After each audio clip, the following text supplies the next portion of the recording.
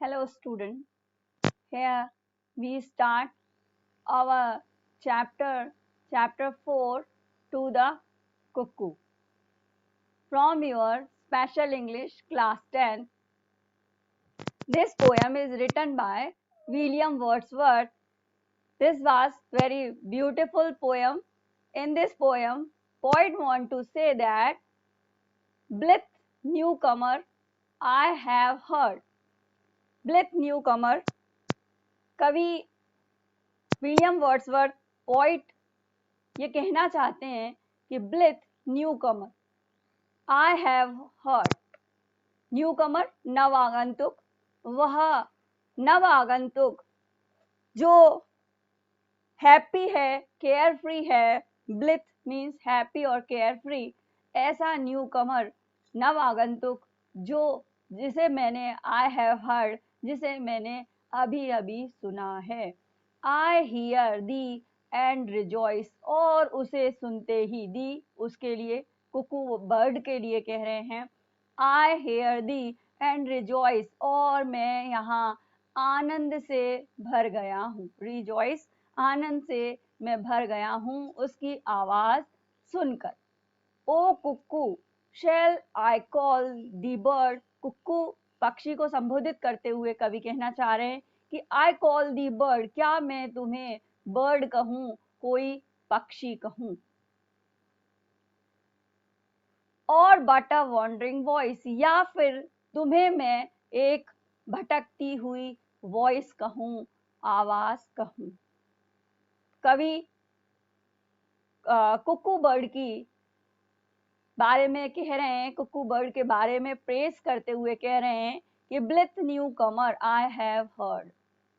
वह नव आगंतुक जो कि किसी प्रकार का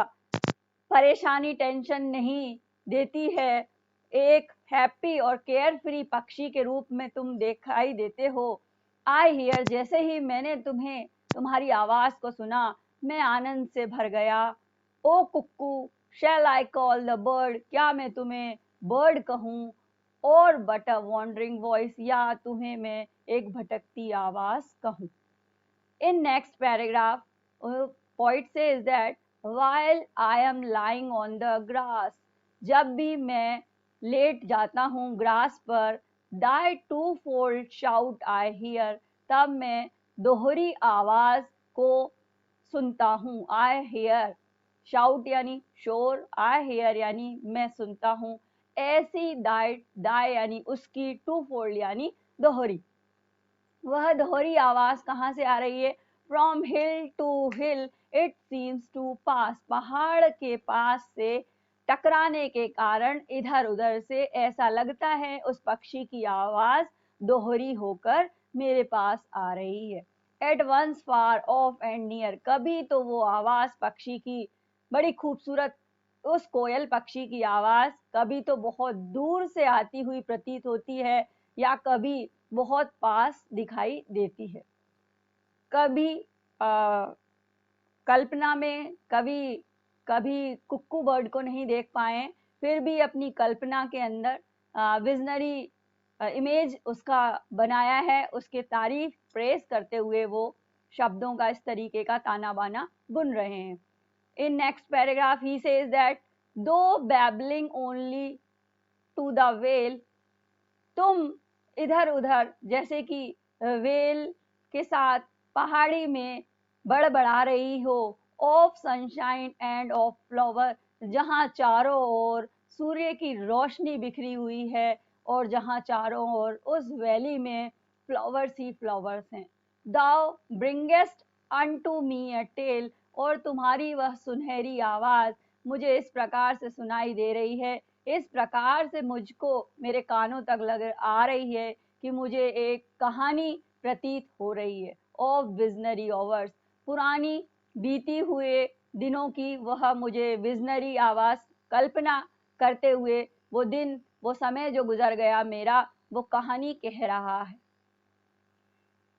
thrice welcome darling of the spring thrice 3 bar welcome यानी बहुत ज्यादा खुश हैं कवि पोइट बहुत ज्यादा खुश हैं तब वो कह रहे हैं थ्राइस वेलकम यानी बार बार कवि पक्षी कुक्कू का वेलकम करते हुए कह रहे हैं, डार्लिंग ऑफ द स्प्रिंग, तुम बसंत की प्रिय पक्षी हो। इवन यट दौ आर्ट टू मी, तुम तो मेरे लिए एक प्रकार से आर्ट मीन्स तुम तो मेरे लिए एक प्रकार से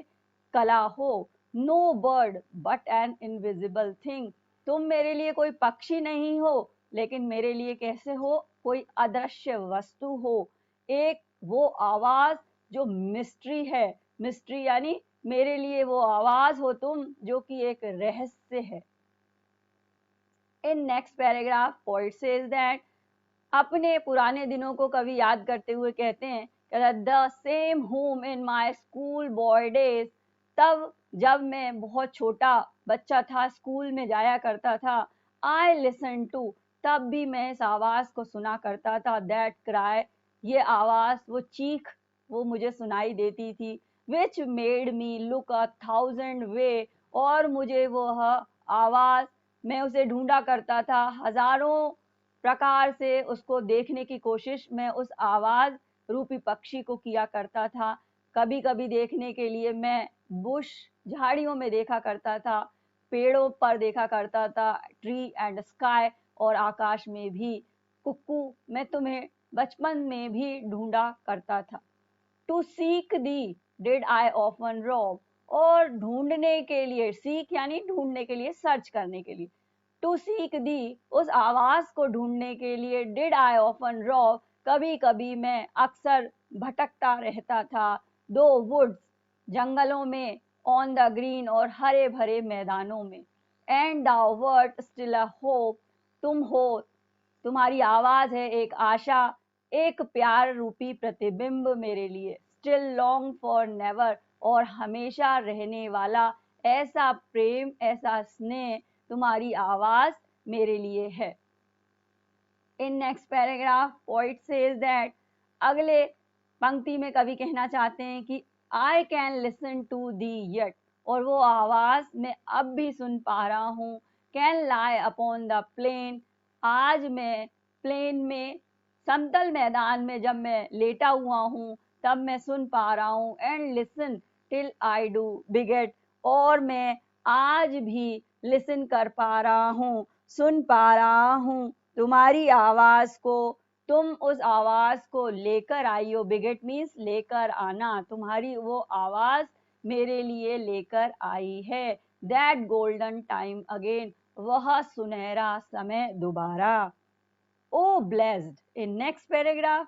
poet says that, O blessed bird the earth we pace,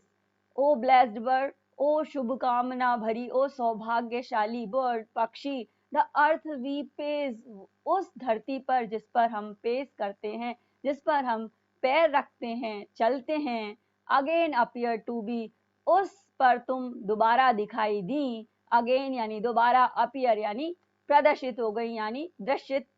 रूप में दिखाई देने लगी, एन अनसस्टेनेबल फेरी प्लेस, और ये ऐसा लगने लगा कि तुम जो है बहुत, इस जो समय है वो बहुत तुच्छ है, और ऐसा लग रहा है जैसे कि ये कोई फेरी प्लेस है, यानी जिस जगह पर तुम दिखाई दे रही हो वो बहुत तुच्छ है, और एक परी कथा के समान ये पूरा प्लेस नजर आ रहा है, ये स्थान मुझे अब नजर आ रहा है, और ये धरती, that is fit form home for the, तुम्हारे लिए ये धरती बहुत सही घर है। Thank you.